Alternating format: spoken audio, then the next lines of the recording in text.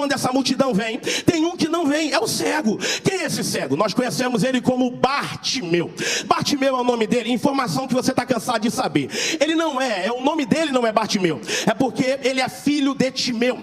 Toda vez que você encontrar a palavra Bar na Bíblia antecedendo o nome, é traduzido como filho de. Mateus, capítulo 16, a partir do versículo 18, Jesus diz para Simão: bem-aventurado és tu, Simão Bar-Jonas, que traduzido, filho de Jonas. Logo, o nome dele não é Bartimeu, é porque ele era filho de Timeu. Mas quem vem a ser Timeu na Bíblia, para que a Bíblia dê uma ênfase para ele, acredita-se, tá? É uma hipótese, que Timeu tenha sido o general do exército israelita, que quando Israel foi subjugado pelos romanos, Timeu não quis entregar as suas posses, ele era um aposentado de muitos bens. O que o Império Romano faz, meu amigo Júlio Fagundes? O Império Romano mata Timeu, pega tudo que ele tem, mata toda a família de Timeu, mas só deixa um vivo. Quem é? É o cego, que está na beira do caminho, mas ele não era cego.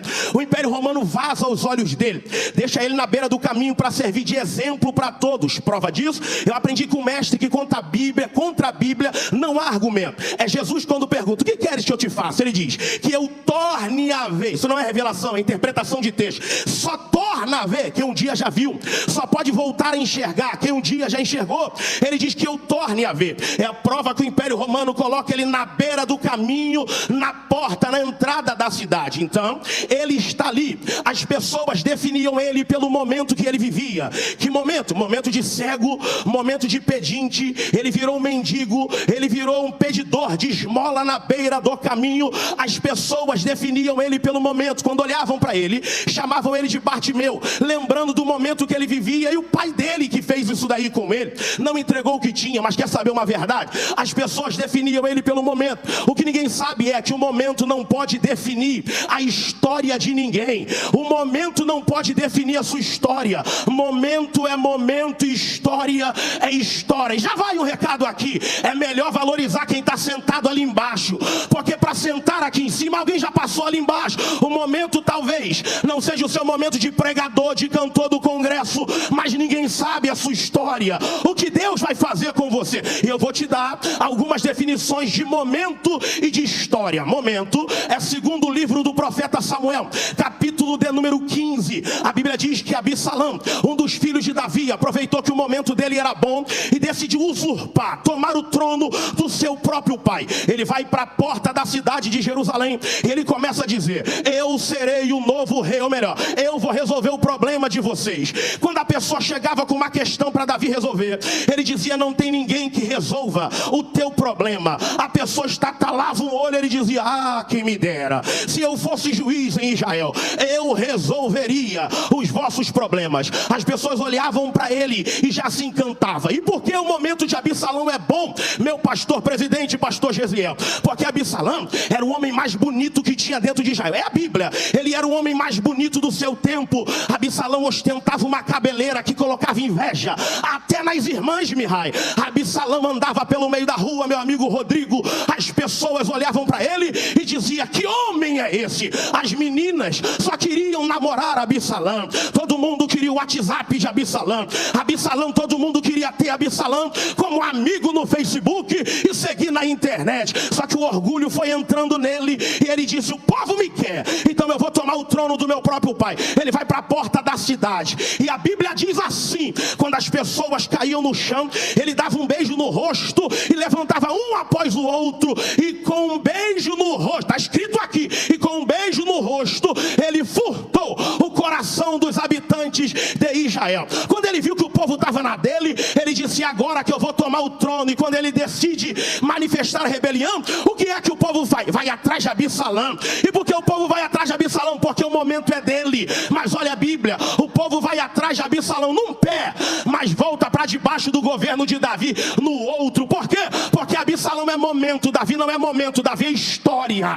E momento não apaga a história de ninguém. Ah, Jailson, calma aí. Mas Absalão levou o povo, qualquer obreiro rebelde sem caráter consegue levar. Absalão levou o povo, mas não levou a coroa. Absalão levou o povo, mas não levou o cetro. Absalão levou o povo, mas não levou a veste real. Absalão levou o povo, mas não levou o trono. Absalão levou o povo, mas não levou a unção que Deus derramou na cabeça de Davi. E que é uma verdade. verdade, se Absalão tivesse noção, ele nunca se levantaria contra o governo de Davi, porque Davi não é momento. Momento, tudo que aparece, momento aparece, mas na velocidade que aparece some. Momento até sobe, mas na velocidade que sobe desce. Momento até vai, mas na velocidade que vai e volta.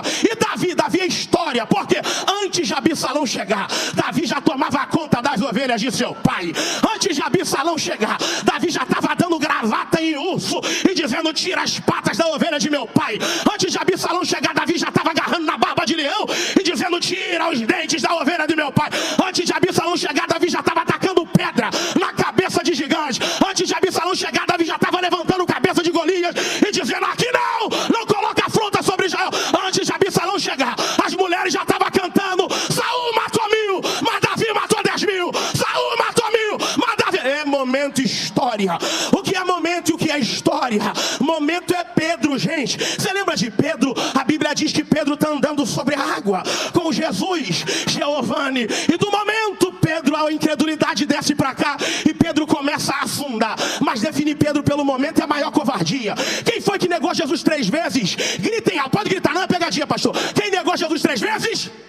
Pedro. E por que o momento de Pedro é lembrado? Porque é normal lembrar do momento de fragilidade das pessoas. Pergunta para uma criança que vai para a escola bíblica dominical: quem foi que negou Jesus 3 vezes? Ela vai dizer: já sei, foi o titio Pedro. Pergunta para ela quem andou sobre a água e afundou. Ela vai dizer: já sei, foi o titio Pedro. Porque isso fica gravado na cabeça das pessoas. Agora vamos para a história. Pedro afundou, é verdade, mas foi o único que andou sobre a água com Jesus. Mais ninguém. Pedro negou, mas foi o único primeiro pastor da igreja primitiva. Mais ninguém. Pedro negou, é verdade, mas foi o único que pregou no dia de Pentecoste, em Atos 2. Mais ninguém. Pedro afundou, é verdade, mas foi o único que ganhou 3.000 almas na primeira mensagem. Mais ninguém. Pedro negou, é verdade, mas foi o único que ganhou 5.000 almas na segunda mensagem. Mais ninguém. Pedro negou, é verdade, mas era o único que tinha uma sombra, que é onde tocava, paralítico andava, cego enxergava. Eita, momento história. Eu vou dar lugar aqui. Eita, Márcia. O que é momento e o que é história?